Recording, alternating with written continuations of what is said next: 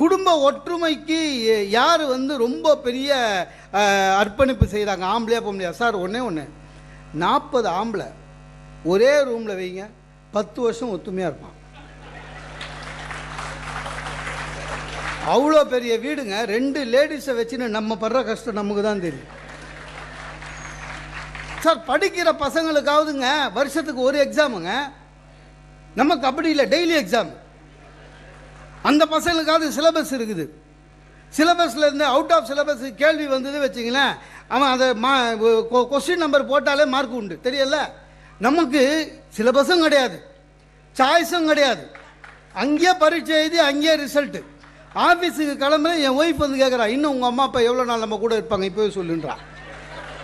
அவள் ஆக்சுவலாக என்ன கேட்க வந்தா, எவ்வளோ நாள் இருப்பாங்கன்னு கேட்க வந்தா.